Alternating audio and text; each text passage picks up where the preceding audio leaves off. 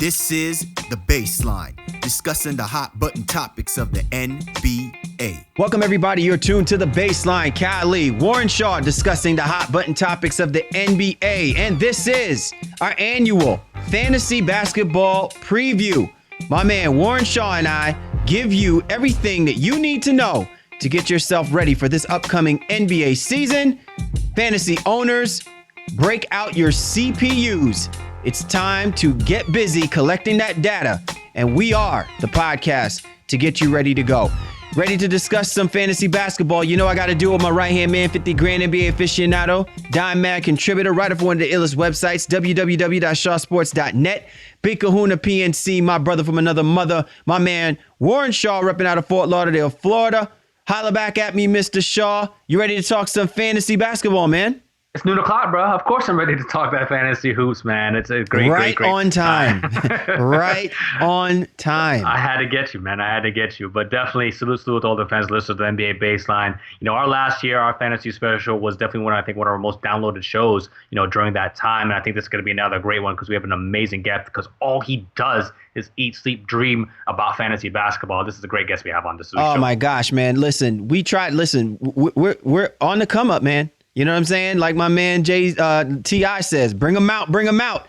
Our man Josh Lloyd, he hosts Locked On Fantasy. He is a contributor for Basketball Monster. Listen, let's not act like we don't know who this guy is. All of you fantasy owners out there that are getting yourselves primed out, I know you got him on your Rolodex on speed dial, you got him pinned up on your Twitter feeds. You going straight directly to him.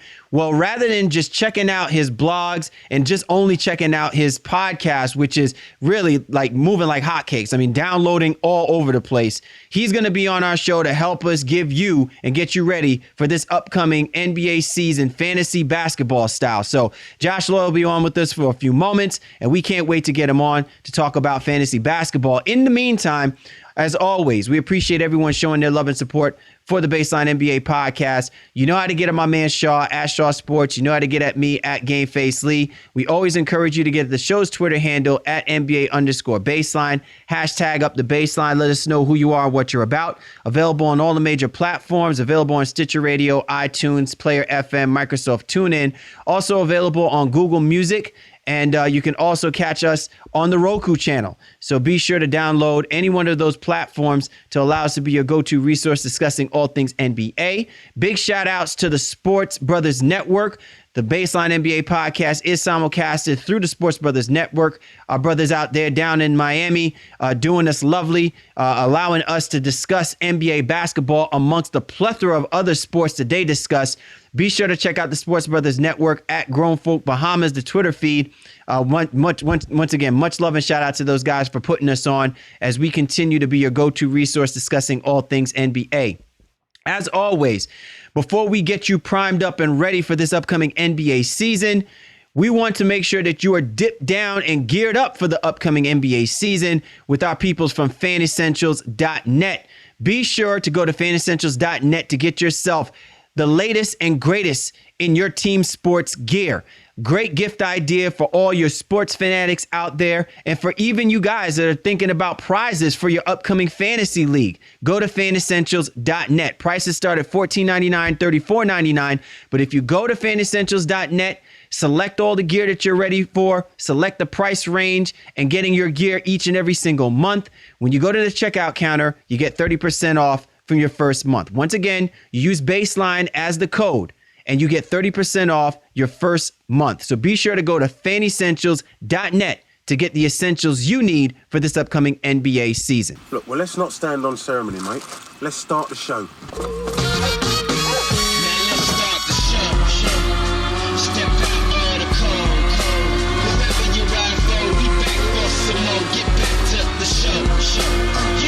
All right. And you know what time it is. It's time to talk fantasy basketball. And what better way for us to introduce those brand new, our veterans, our savvy players, our hustlers into the fantasy basketball season as we start to embark upon the NBA season.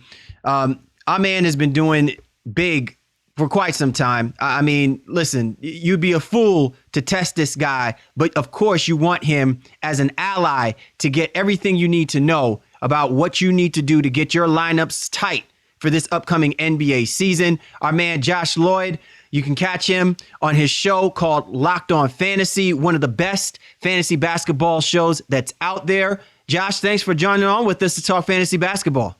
No worries, guys. It's good to be here. Josh, man, first of all, how did you come upon becoming, a lead fantasy basketball analyst?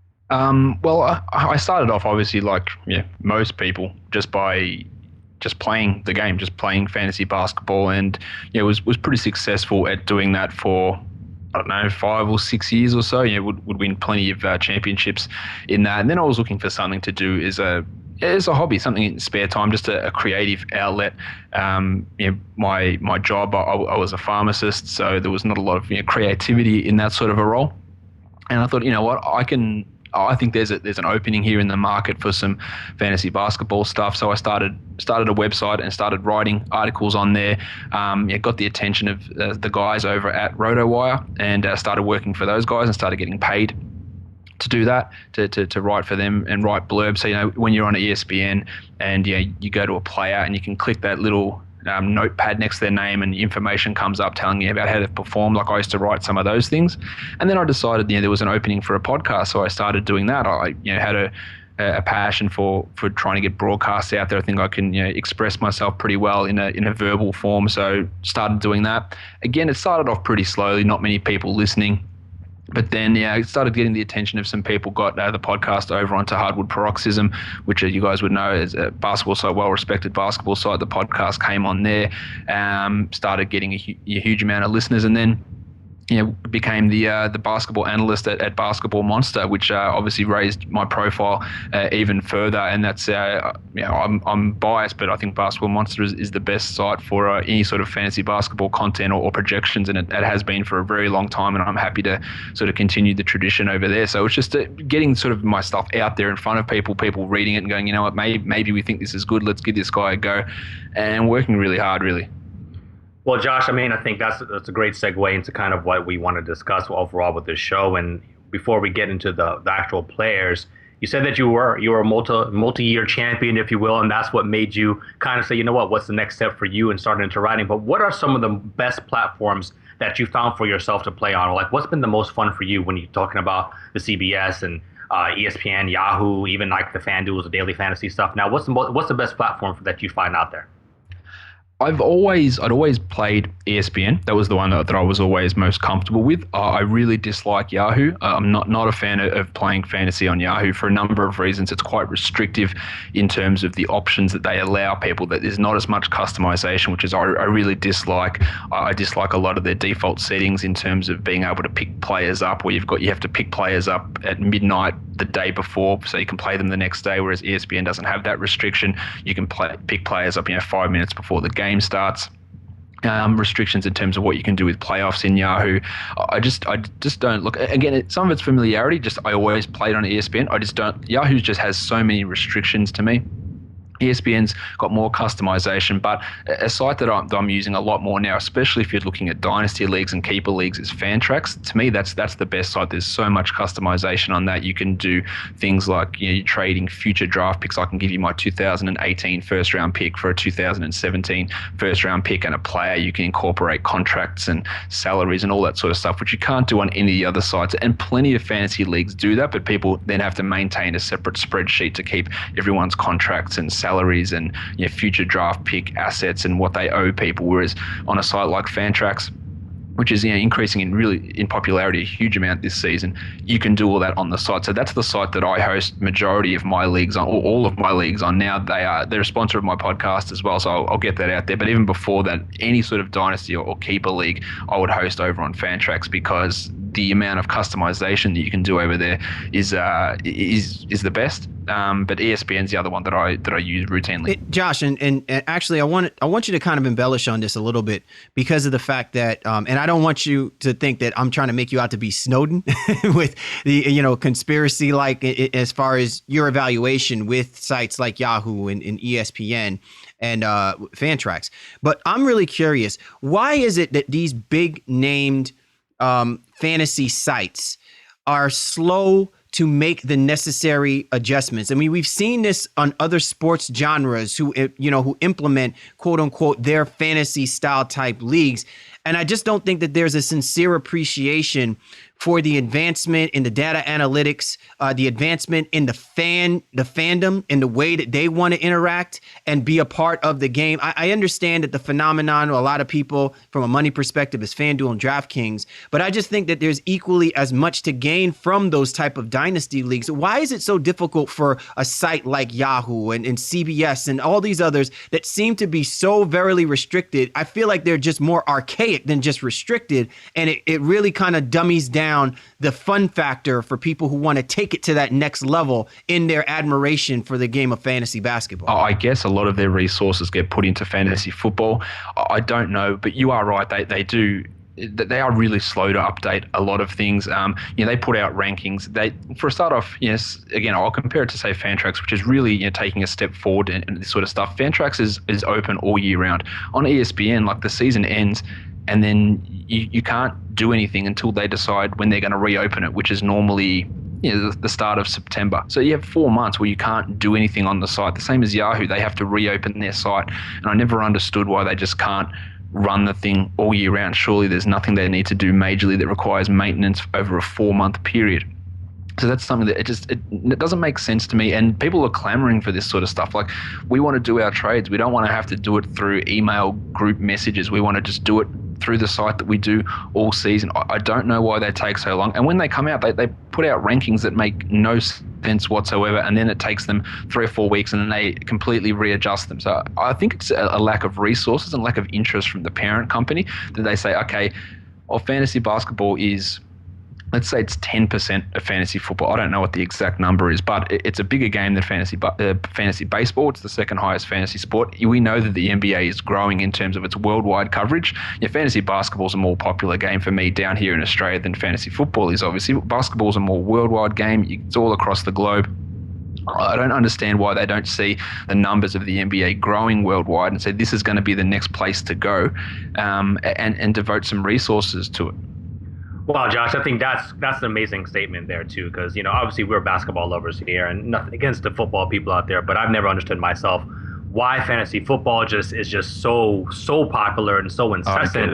It makes no sense to me. But nevertheless, especially when you look at basketball being the global game that it is, and the growth that it's definitely having, and certain sports or certain sites, I think fantasy baseball, like CBS, I think fantasy baseball might be their second highest, and basketball is just not. But you're right, because they don't put enough money into it. So that's kind of some of the political stuff. But let's get to what people want to hear, on this regarding the show. I want to get into some of your top 10 picks here as we move forward. I know this is obviously it depends what your league format is, but just kind of as generalized as you possibly can. Let's run through the first top 3. Well, the top 4 is in a group of their own. To me, James Harden's number 1. Then I've got Russ Westbrook and Steph Curry, probably 2 or 3, interchangeable depending on how you want to build your team, and then Kevin Durant in that top 4 as well. To me, that's the top 4. I've had number 1 pick in a couple of my drafts, and I've gone with Harden both times. To me, he is a clear number 1. But you could make an argument that you take Westbrook there. You could make an argument just for efficiency standpoint that you'd take Curry there. I probably wouldn't take Curry at 1. Even depending, how good he has been. Last season he was 40% better than the second best player, which was Kevin Durant last season. So he was that good. He is still a comfortable top 4 player, probably top 3, and you could even consider him at number 2. But they're the top 4 guys to me, and they're in a pretty clear sort of tier on their own.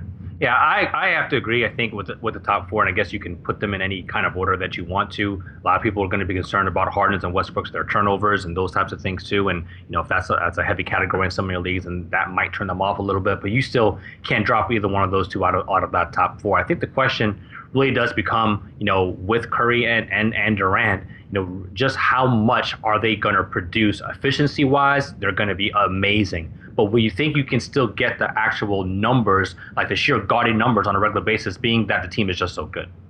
No, I don't. They're not going to get. Look, they're not going to play the same minutes that they played last season. Like they both played 35 minutes a game last season. They're not going to do that this season. I'm pretty confident, and that's going to be the case. And there's going to be nights where they play 29, 30 minutes instead of 33, 34, 35. Some nights they might play more, but a lot of the time they're just not going to play that same minute load. So their scoring is going to drop. You're right. Their efficiency goes up, but I don't think. I think the drop off that a lot of people are expecting is not going to be as harsh as what many are fearing.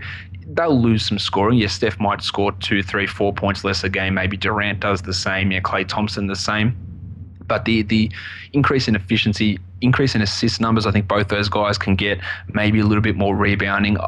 Steph's still a guy that was a top 3 guy in steals last season. That's not going to change because Durant's there. Really, again, just the minutes get reduced, but the increase in efficiency should offset the scoring. And even then, if the scoring does drop and his field goal attempts drop, the increase in efficiency, it sort of nullifies that to a degree. Again, he's not going to be 40% better than the number 2 player like Curry was last season, but he is still going to be really effective. And I think that we are overblowing how much these guys are going to drop. They're not going to be all of a sudden falling outside the top 10 or anything like that. With that, I think, listeners definitely need to tune into that because you're right. A lot of people are scared. I'm even a little bit concerned about Curry and Durant, just how much they're going to drop off. They're going to be blowing teams out. Will they get those minutes, et cetera, et cetera. So you're saying really and truly the draft, as they say, like even in the real draft this year, that started at number 3. The fantasy drafts are really going to start at number 5 now. So who's number 5 and number 6 for you?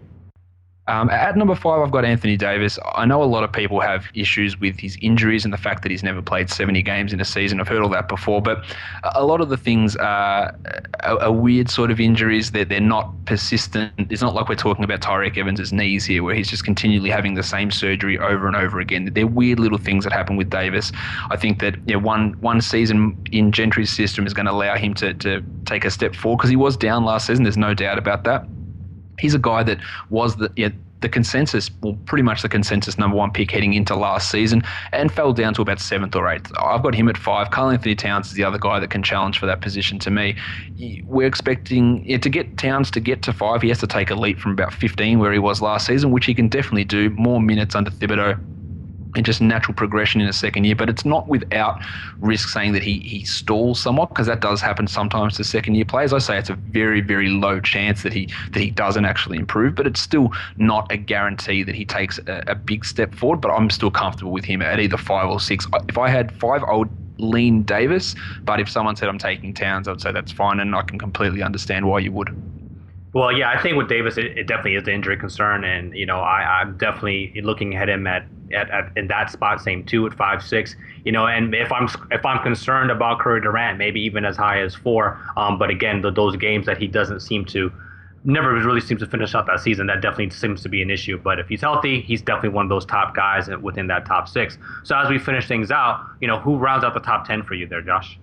To me, I've got Hassan Whiteside, Kawhi Leonard, LeBron, and DeMarcus Cousins in the top 10. But the guys between, say, 7 and 12 are almost interchangeable. You could put Chris Paul in that mix pretty easy, Giannis Antetokounmpo, and even Paul George. Yeah, that's that top 13 guys. Those guys between 7 and 13 are basically interchangeable, and it all comes down to personal preference. So, today I might say, take Whiteside, Leonard, James, and Cousins. And tomorrow I might say, let's put Antetokounmpo into that range as well. They're fairly interchangeable, those guys. Not a big difference between them. So you really think Giannis is going to be able to do what we saw towards the end of the year last year, where averaging near a triple-double, he'll be efficient enough to potentially warrant a top 10 or even a top 12 projection? The problem with Giannis is his poor free throw shooting, which has manifested itself through preseason so far as well, and his low 3-point attempts. But I do think that he can get some pretty decent assist numbers. His scoring will be there. He'll shoot a high field goal percentage. He gets rebounds. His high blocks and high steals, though, is what really sort of moves him into that range, especially from a guy who's going to be point guard or even shooting guard eligible on a lot of sites. To get a guy that could potentially average 2 blocks and 1.5 steals and 20 points and 7 assists. They're numbers that we talk about Davis maybe being able to challenge for the number 1 spot. Like, if everything goes right, Giannis could be into that top 3 zone. I don't put that as a lock or a certainty. Maybe it's a 5% chance, but if everything comes together for him, then he could definitely challenge for one of those top 3 spots in league. So I would have him in that range, definitely. So as we round out the top 10, a final question regarding this specific section here is LeBron James getting, slighted a little bit here? Is it just because, well, he's 31 now and, whatever, he might take a couple games off, et cetera, et cetera? Because is he still not obviously a top NBA level talent, or is it just like, he's going to play and put up those seriously gaudy numbers in the playoffs, and we can't expect the same LeBron James that we have, in regular season to be the same guy this year?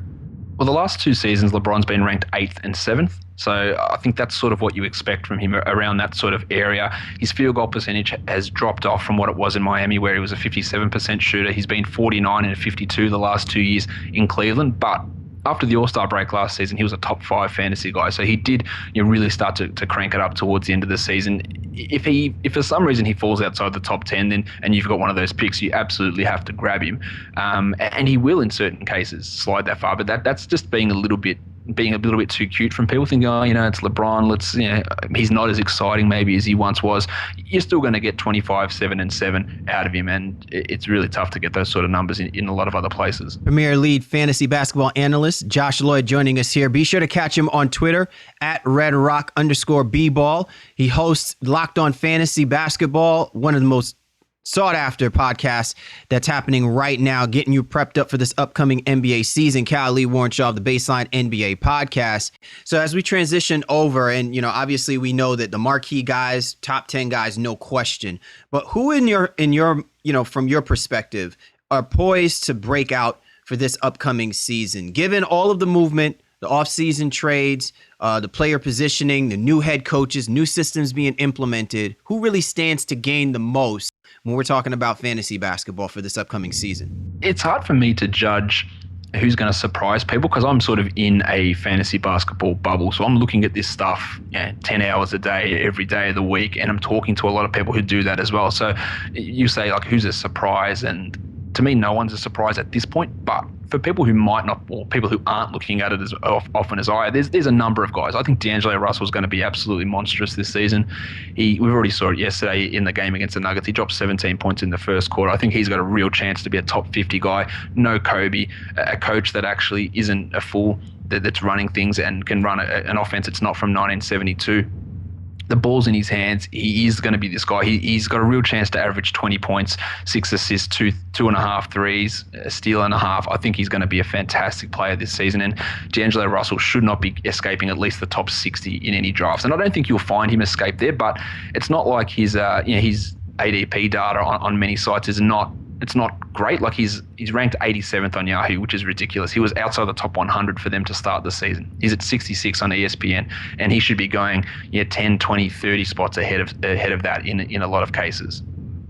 And again, I think that's a great example, and guys that I'm looking at too, because again, this isn't necessarily sleepers. These are guys who people know and are going to know to draft per se, but could really step things up this year. So I want your opinion on a couple guys here. I'm going to throw a couple names out at you: Victor Oladipo, Goran Dragic, and old man LaMarcus Aldridge. Now, I call him an old man, but he struggled to begin the year last year in San Antonio. I believe I was listening to an earlier podcast on you last year where you weren't a big LMA fan, but now being acclimated in San Antonio, do you think he goes back to kind of the early Portland days or like the mid-Portland days where, he's an easy 20 plus and 20 rebounds a game? Start with Oladipo. I'm all in on Oladipo this season. He's got a real chance to be a top 15 player this season. I think that he is a second-round player. I've drafted him in many places this year. I think that he's not Kevin Durant, obviously, but he absorbs a lot of Kevin Durant's usage and touches and role in Oklahoma City. And that's part of the reason why people look at Russell Westbrook and say, well, when Kevin Durant was out with a broken foot, Westbrook had however many triple-doubles he had, and he had a 40% usage, and he was awesome. And I say, that's great, but there was no Kevin Durant, but now there's Oladipo who slides into that role, who, again, is not taking all those shots, but he's going to do a fair bit for this team offensively, given what they lack, especially when they're playing Andre Robertson and Domantas Sabonis as the 3 and 4. It's going to be Oladipo and Westbrook running things. So I think he's going to have a massive season. Who else? Goran Dragic, yep, I think he's going to be huge as well. Without Dwayne Wade, without Chris Bosh, we saw it last season. If you go and look at the split stats when Dragic is playing without Wade, his numbers are significantly higher. Now he's going to have to do it all again this year. I think that he is going to have a significant jump, and he is in that top 50 range as well, whereas last season he was floating around the top 70, top 80. He jumps up significantly. And with Aldridge, you're right, I was really down on him last season. And for the first 3 months of the season, I think he was outside the top 60. Right.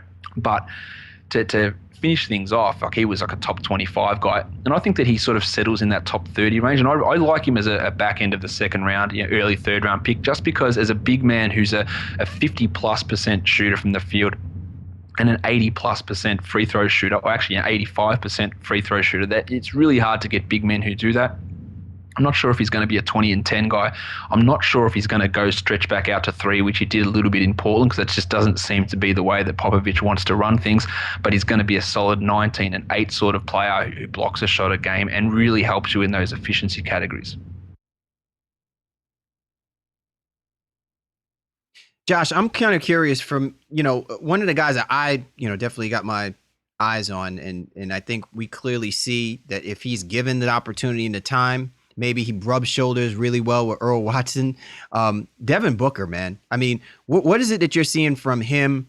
What are your expectations for him for this upcoming season? I think there's a big issue with Booker in that he's going to be overhyped and overdrafted in a lot of places. Look, last season we saw what he did in the second half of the season. He was playing a huge amount of minutes, but he didn't crack the top 100 in that time frame. He was scoring 20 points a game, but he was doing it inefficiently. He gets you no steals, no blocks, no rebounds. It really poor in those areas. He didn't hit many threes, and his assists were way up. Now, with the return of Bledsoe and Knight, I just don't think he's going to be able to maintain that same level of assists that he had last season. Yeah, I think he's going to be a real star, and he's going to be a scoring machine, but I worry about his contribution in things like steals and rebounds and a drop off in assists. And if he can't actually hit the threes, which he hasn't actually done at all in his NBA career so far, in these couple of preseason games, he hasn't really hit threes, and he barely hit them last season either, which is weird given his reputation coming out of Kentucky was as a long-range marksman. He hasn't shown that at all.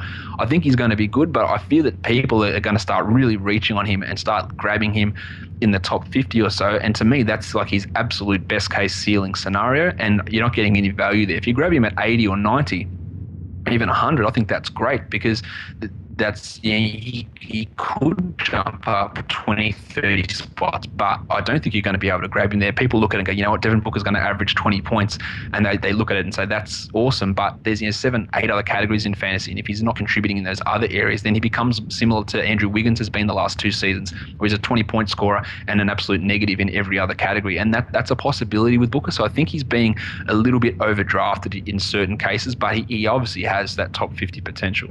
Well, Booker's definitely a guy, I think a lot of, you said, people are definitely targeting, and some of the mocks that I've done, I've been seeing him around in that 50, 60 range, and I'm like, all right, yeah, I'd definitely take it. But you bring up a valid point there, too, with Bledsoe and Knight, hopefully both being healthy. Will he really have the ball in his hands like he did, at the end of last season, where he was getting a couple of assists to go along with some of those points.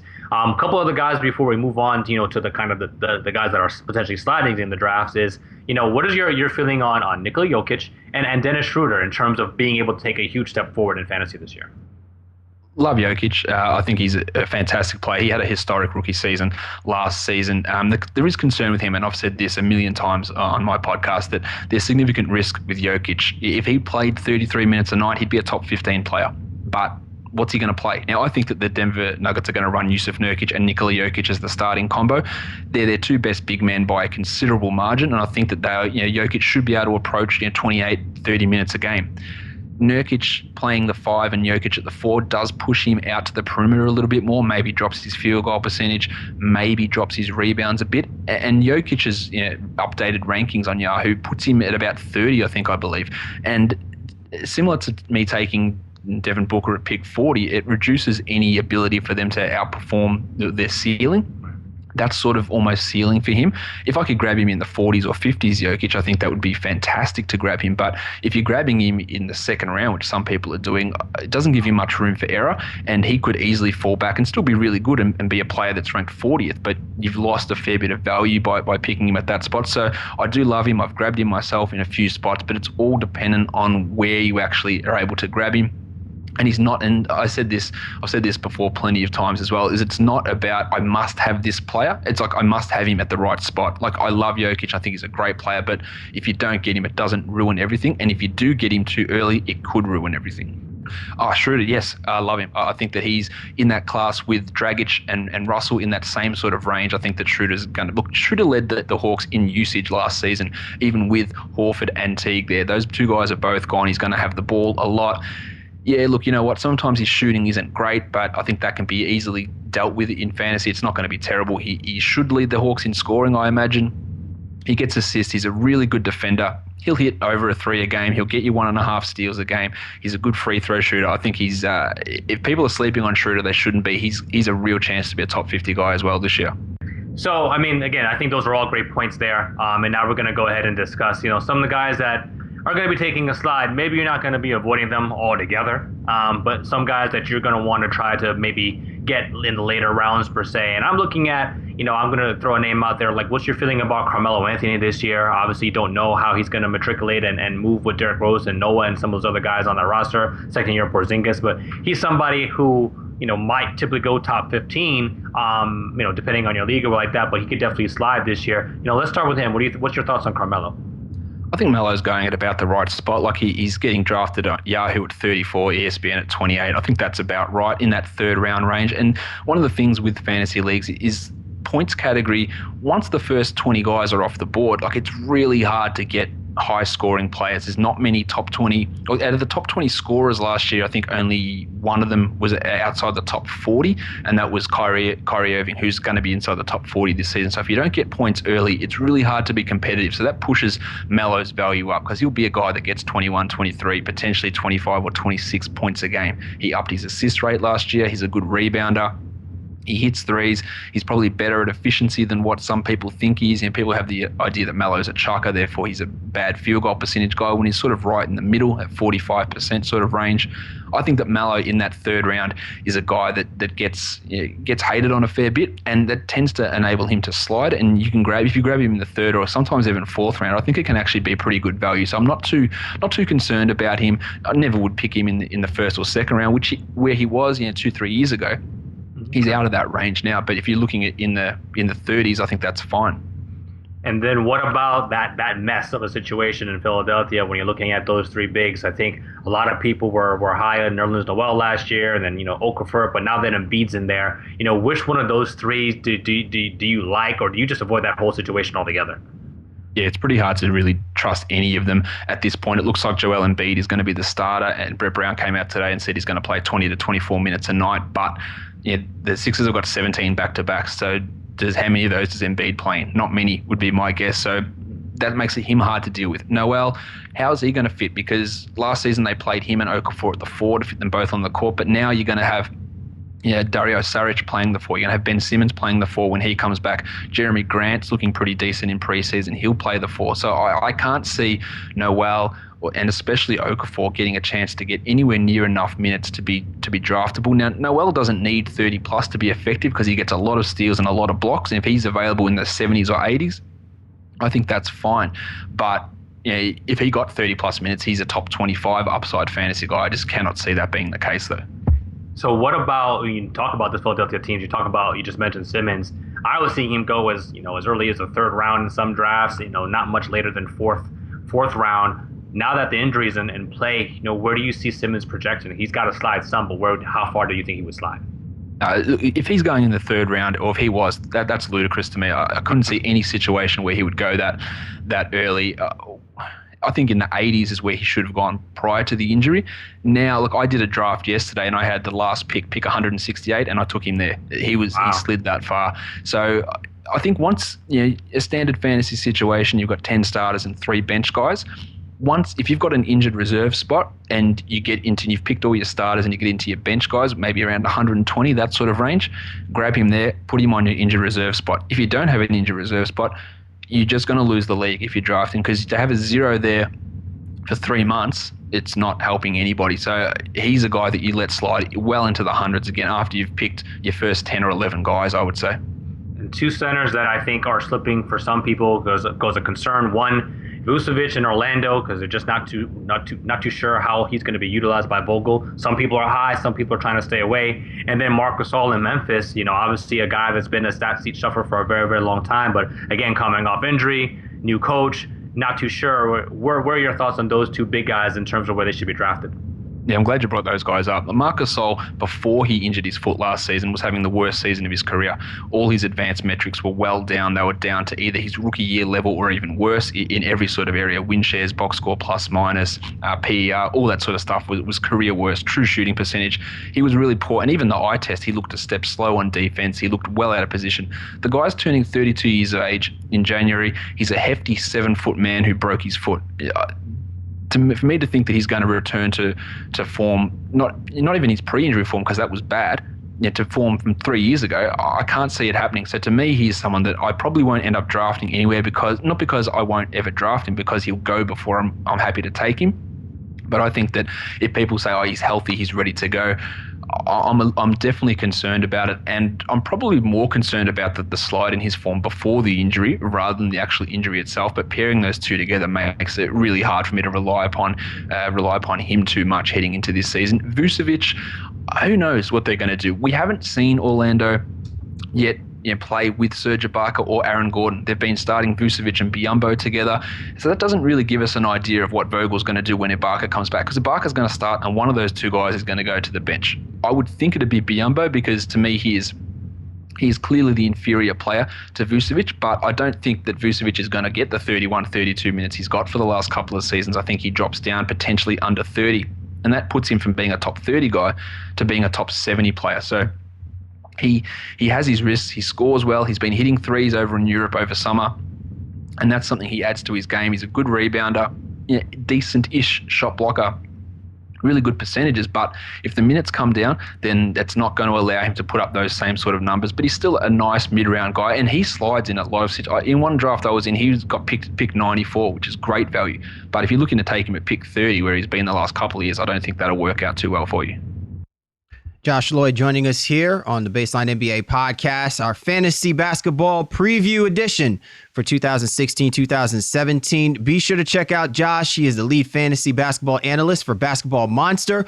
Also hosts one of the best running podcasts discussing fantasy basketball, Locked On Fantasy. Check out the Twitter handle at Locked On Fantasy. Josh, let's talk about sleeper picks. Like, which guys are you looking at? They're saying, you know what? I hope this guy falls in my lap because I see big things from this. Who are your sleeper picks? I like Rondé Hollis-Jefferson a lot in Brooklyn. He obviously needs a fair bit of work offensively, but his ability to grab rebounds, to get steals, to block shots, and do it pretty efficiently from the field and from the free throw line, and he's available likely outside the top 100. No one is challenging Hollis-Jefferson for minutes. He was a real plus defensively as a rookie in only 20-plus games that he played. He didn't play a huge amount with that fractured ankle. He's going to get his minutes. He's going to get a lot of rebounds. He could easily get 2 steals and a block a game, and that's really valuable. And not people will look at it and go, okay, he's going to score 9 points. That's not anything I want. But it all comes back to points skewing everything, as I mentioned before. With a guy like Wiggins and Booker, they score 20 points, and people go, 20 points is great, but we've got 8 other categories to fill up, and Hollis-Jefferson can be a top 10 guy in the league in steals potentially. He can block a lot of shots. He can grab 8 rebounds a game, and that's really useful for him. And the Nets, they don't have a huge amount of young talent. He is basically it at the moment, so they're going to want to invest in him and use him. Sticking with Brooklyn, Jeremy Lin, I don't know if he's necessarily a sleeper, but I think he's getting drafted 40, 50 spots too late. I think that he's going to be in that mix with D'Angelo Russell, Dennis Schroeder, in that sort of 50 to 60 mark with point guards, but he's getting drafted around 90 and 100.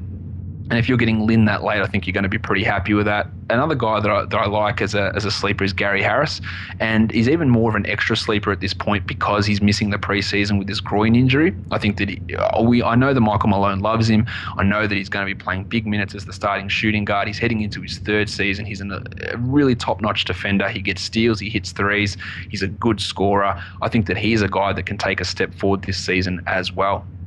Listen, I love all those guys, and when we could really just touch on 100 different players in the NBA. I'm going to give you a couple more names in terms of sleeper potential, or just kind of what your overall thoughts on them. Ish Smith with the injury to Reggie Jackson. Jackson, was going to miss some significant time to begin the year. Jabari Parker in Milwaukee. Not necessarily a sleeper, but with Chris Middleton out, could really step up and play some huge minutes there. What are your thoughts on those two guys? Jabari, I'm with you. I agree that I think he's going to have a pretty big season. He needs to really start hitting threes to jump his fantasy value up. He needs to get his steal rate back to what it was as a rookie. He's a little bit of a below average rebounder, but it is his third season. In reality, it's basically his second season. He missed half of his rookie season, and the first half of his second season was, returning from that ACL injury. So he's only really had, say 80 games going at full strength. So he's got some significant room to grow. He could hit 20 points a game this season. He gets 7 rebounds, 1.2 steals. I don't think that's too crazy, but he doesn't block shots. He doesn't get assists, and he doesn't hit any threes. He's a solid field goal percentage guy, solid in free throws, nice efficiency, but he's got a little bit of a way to go. But I do really like targeting him and thinking that, a big step forward is coming. Ish Smith, not particularly. Look, he had a lot of usage in Philadelphia last season. He's just not going to get that. And Stan Van Gundy's already come out and said, without Reggie Jackson, we're going to have to run the ball through Tobias Harris and Marcus Morris more. So he's not going to have the same role that Reggie Jackson had. He's not going to have the same role that he had last season in Philly. And to be honest, last season in Philadelphia, while some of his numbers look appealing, look at these assists, look at this scoring, look at this rebounding, he hurt you so much in field goal percentage and free throw percentage that for some teams it's better off not owning him because he just torpedoed 2 of your categories. And then if you're worried about turnovers, he's a real nightmare there. He's probably going to have a month's worth of value maybe as the season kicks off, maybe 6 weeks. And it's not enough for me to invest any sort of a high pick on him. But if it's my last pick and I'm okay and I can insulate myself against those percentage issues that Smith has, and he doesn't shoot threes either, so that's another concern, I'll grab him with the last pick. But I'm not expecting a huge amount from him, and I don't think he approaches even Philadelphia numbers in that first month with Jackson out. Ooh, that's tough. So couple more guys I want to jump into, small forwards. Guy that I'm not really that high on. I live in the Miami area. And people are just trying to tell me, and again, he's just one of those players that are better in real life than fantasy to me. But that's Justice Winslow, and I just don't like him from a fantasy standpoint. But some people are trying to convince me otherwise. And CL and I had a great conversation a couple weeks ago about what's the next step for Harrison Barnes in Dallas. Is he somebody who can go there and be like a legitimate 2 or a solid number 3 guy behind Dirk this year? What are your thoughts on those 2 players? I'm with you on Winslow. Look, when he came into the league, his numbers translated really poorly for fantasy, that they didn't look good, and nothing last season really gives us any reason to change that. He was inefficient. He played good defense, but it doesn't translate into high steals or block numbers. He wasn't a great rebounder. I think he does take a step forward this season. He started hitting a few more threes, or at least taking a few more threes, but to think that he's going to be this guy that jumps into a top 75 type of player, I think that's probably pushing it. Again, no problem grabbing him with the last couple of picks. He's obviously going to have to play a significant role for a Heat team that's lost 4 key contributors in Deng, Johnson, Bosch, and Wade, and now they've got Josh Richardson out to start the season. So he's going to have to take a big role, but I don't think that necessarily translates to usage or to stats with him. I think he's a fair way off being a contributor in that sort of an area.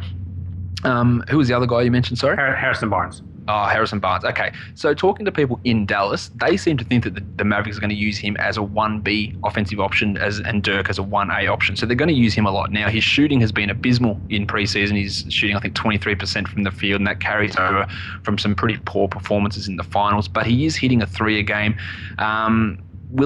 He won't become a top 50 guy. I'm pretty confident of that, but he's sliding due to this preseason slump. You can grab him outside the top 100, and I think that's okay.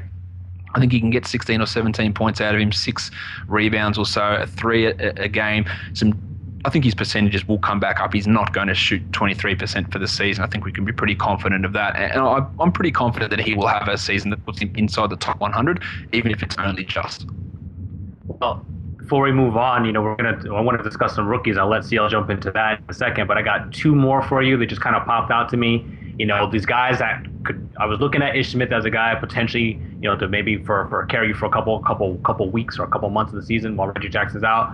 But now looking at Tim Frazier, and we really don't know what's going to happen with Drew Holiday. Obviously, he's dealing with something completely that's more important, with his wife and the tumor. He may or may not come back this year. Is Tim Frazier a guy that people could be getting, and where should they draft him? And last but not least, when it comes to some of these older players, Dwight Howard. Is he getting enough love? Because I'm seeing him ranked like maybe 125, 130, something like that. Is that too low for Dwight Howard? I'll start with Dwight first. Yeah, it's absolutely too low. Yeah, he's getting a huge amount of hate. he's going to ruin your free throw percentage if you own him. So if you own him, you need to be aware that you're losing free throw percentage with him on your team. But he's still going to be able to produce rebounding at a high level. He gets a decent amount of steals, high field goal percentage, good blocks, and he's going to be a pretty decent scorer running the pick and roll in Atlanta. So I think he's going to have a bounce back season. But again, you need to be punting that free throw percentage category. And then in that situation, he becomes a top 30, top 40, even probably higher player. So he's a really nice late round target for that sort of thing. In a similar vein, Clint Capella is basically the same, and you can get Capella even later than Howard, but again, he is a punt free throw guy only, but he's going to average a double-double and get 2 blocks a game and get over a steal a game and be a 60% field goal guy. I really love Capella heading into this season. Okay. As for Tim Frazier, I think that Frazier, if I'm picking a point guard to start the season, I want him over Ish Smith comfortably. He's averaging over 8 assists a game in preseason.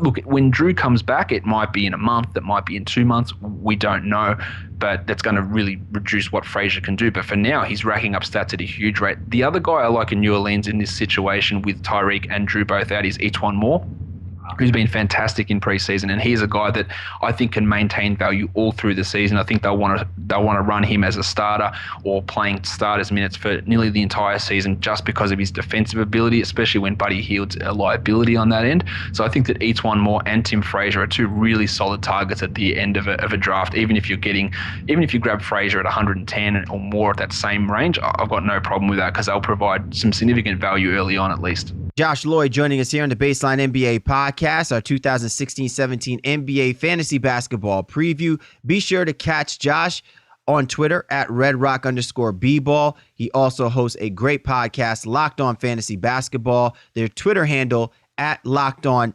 Fantasy. Josh, let's talk rookies. Which rookies do you feel, the Chris Dunns, the Brandon Ingrams, the Buddy Hields, Ben Simmons, which rookies do you feel can have an immediate impact on your fantasy lineups? I don't think many rookies are going to have a huge impact in fantasy this season. It comes back to the depth of the rookie class or the quality of the rookie class, which we know is well down on previous seasons. The situation that a lot of these guys find themselves in is not conducive to them playing big minutes or having big roles, with the exception of Simmons. But we're not seeing Simmons until probably at least Christmas, maybe later. So he's out of the conversation. Buddy Hield's going to be the first guy that gets drafted. But I'm not convinced with Hield as a player. He's looked pretty good in preseason. He's a scorer, but what else is he going to do? He's a poor defender. He's not a great ball handler. I don't know how high his rebounding numbers are going to be or how his efficiency is going to look. So to me, I think that he's probably going to get a little bit overdrafted. If anyone grabs him inside the top 100, it probably feels a little bit too high. But again, outside there, it's fine. Brandon Ingram's not a guy that I want to touch really in any situation. He hasn't looked great. His shot hasn't fallen. He's going to be playing behind Luol Deng. I don't think he's going to find himself in a situation where he gets 30-plus minutes. And rookies in general always struggle with their efficiency, and a lot of it comes on volume. And if he's not getting the volume, which again, I don't think he will be because he's going to be behind Deng for probably most of the season, it's going to be tough to own him. I reckon he's find himself outside the top 200 for the first 2 to 3 months of the season, and then he might find himself, streaming forward towards the end. But it's really hard to draft a guy and hold on to them for 3 months when they're giving you nothing in that sort of a range. If there is a rookie that I'm looking to take as someone who people might not be paying a huge amount of attention to, it's Domantas Sabonis in Oklahoma City. He started both their games over in Europe against Real Madrid and Barcelona. He's played decent minutes. He's a really good rebounder. He can score efficiently from the field, from the line. He took some threes. His passing looked good. He's not going to do much defensively, but with a last pick in the draft, to get a guy like that, I think that he's got a real chance to even be the most productive rookie this season. So he's a guy that I am interested in looking at. But in general, the rookie class, I don't think Chris Dunn's going to get enough minutes. I don't think Jamal Murray's going to get enough minutes. Marquise Chris, Dragon Bender, they're not going to get enough minutes to really be fantasy useful guys for majority of the season. So I want to ask you about some other young guys and outside of the rookie thing there, in terms of second year, maybe some third year players. Rank these guys for me here, Josh. Would you rather have Miles Turner, Rodney Hood? Would you rather have a guy like drawing a blank here. Sorry, Emmanuel Mudiay. Those 3 guys, which one of those would you most rather have on your roster? Well, the way that you said them is the exact way that I'd want them. Miles Turner's a top 50 player this season. I think he can really jump up. He blocked over 3 shots a game in that playoff series against the Raptors.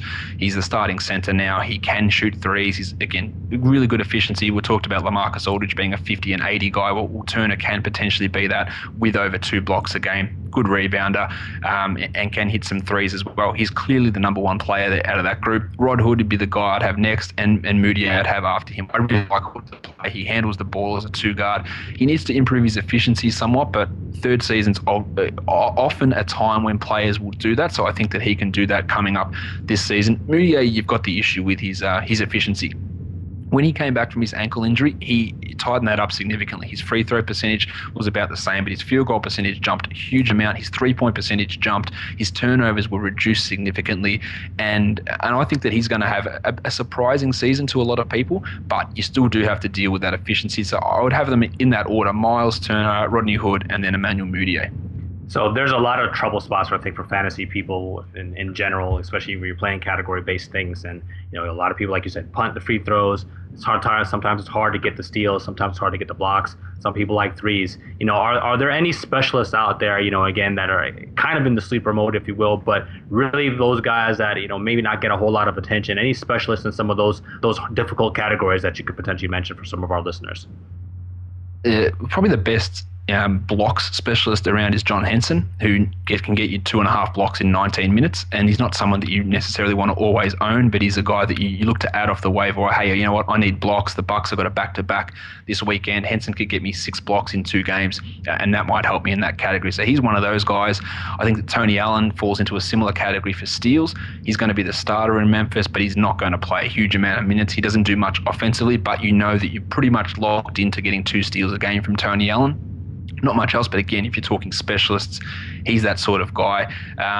Assists, there's not really many assist guys in terms of specialists. They all go off the board pretty quickly, but if you're looking to stream assists, guys like Manu Ginobili can give you 4 assists a game, even coming off the bench. I think a guy like Wade Baldwin in Memphis, who's going to play some 1 and 2, he could give you 3 or 4 assists a game in 21 or 22 minutes as a rookie. That might be useful in that sort of a situation. 3-pointers, there's plenty of guys. Like if you see Anthony Morrow's getting 20 minutes a game in Oklahoma City, he might give you 2.5 threes. There's plenty of guys in terms of 3-pointers. It's the easiest category to find on the waiver wire. Often it comes with a reduction in field goal percentage, but it is a category that you can find relatively easy just to get some 3-pointers up there. So it's not something that you really need to specifically target all that aggressively, especially if you're looking at these category guys. It's more like who's got the 2 games coming up this weekend, who's going to hit me threes, who's in a situation where he's got some extra minutes. So they're sort of those guys I look at in those areas: the steals, blocks, assists, rebounds. You can get in a number of different areas as well. Like even backup big men will get you 6 or 7 boards in a lot of cases. Guys like, say, Amir Johnson in Boston. Some of the guys over in Portland, Mason Plumlee, who won't play a huge amount of minutes, he'll get you a decent amount of rebounds as well.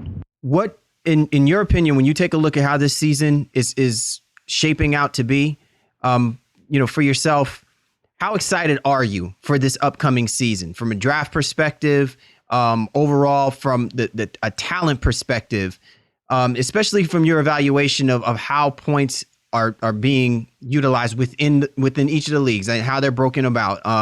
Some of the nuances, like you mentioned before, guys that are going to give you steals, blocks, 3-point shots. How dynamic do you foresee this season becoming with the type of talent that's going to be available for this upcoming draft?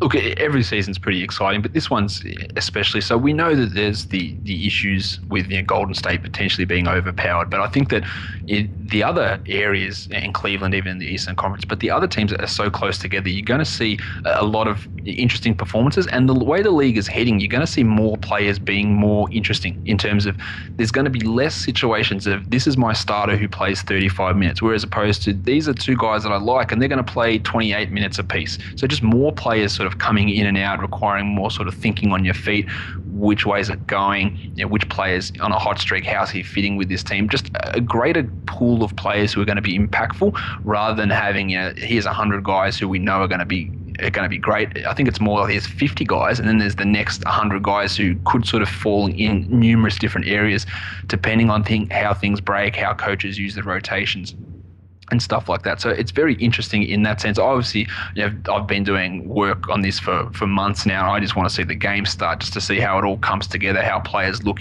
in their new teams, how these rookies actually do fit in, how everything tends to work together because, I've been looking at numbers and spreadsheets and reading stuff and watching stuff for months now. I just want to see it play out and see how right or wrong that I was.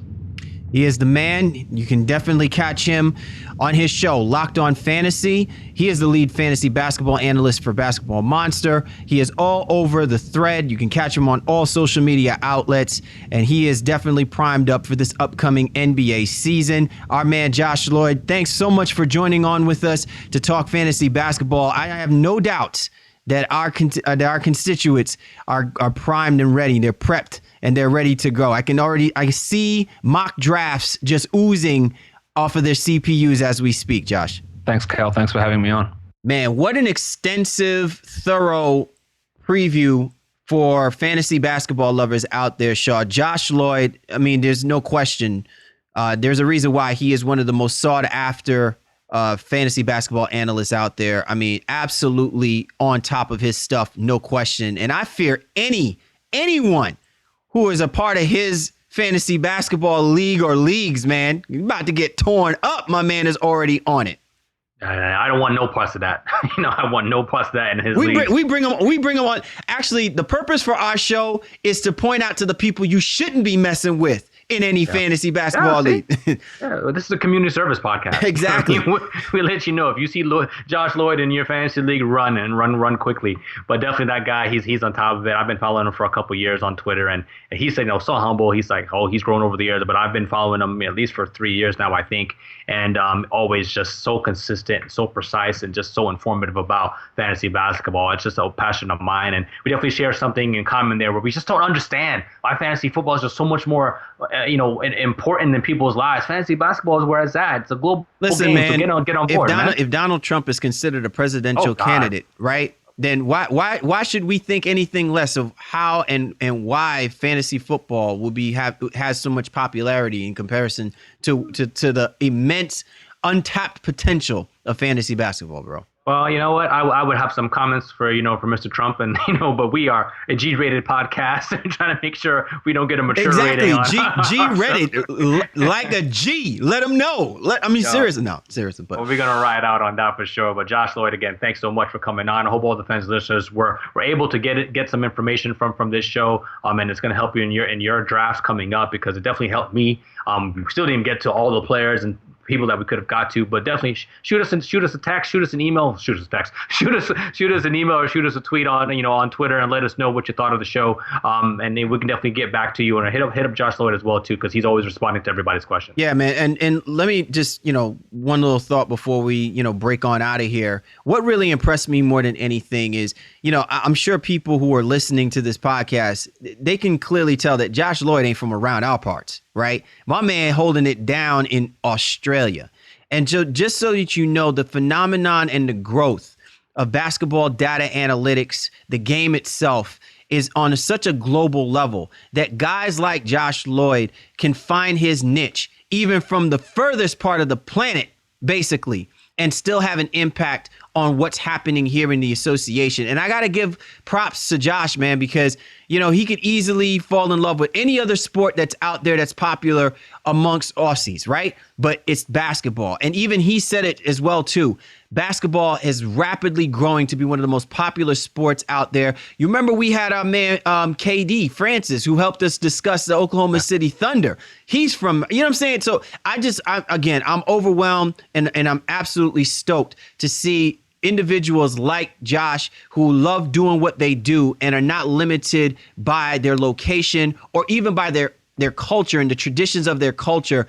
They're finding ways, man. And I think that's something that we should all aspire, especially those who want the information that they need to get the most out of what they're doing involving the NBA. This is one of the guys to do it. Great go-to resource. Yeah, I think we'd be remiss if we didn't follow the trend of the NBA and being a global podcast. The NBA is a global game, so why would we limit ourselves, to our current terrain? We need to go out overseas, and especially in this day and age where we can reach and talk to people digitally through Skype and things like that too. It's great to have a guy like Josh who's so embedded in what he's doing and so knowledgeable. And the fact that he is, from another culture, if you will, than we are, just kind of helps to bring the authenticity of what we do on a regular basis. And that's what it's all about. We're trying to bring people together, not whether it be through basketball, whether it be just a regular conversation. We're trying to bring people together, man. And Josh Lloyd definitely helped us on this show, man. Definitely. So we'd like to thank, once again, Josh Lloyd for hopping on board with us. We'd like to thank you and yours. We hope that this podcast has enabled you to be better prepared for this upcoming NBA season and your fantasy basketball teams, respectively. For the Baseline, Cali, Warren Shaw, we appreciate you guys, and we can't wait to catch up with you next time.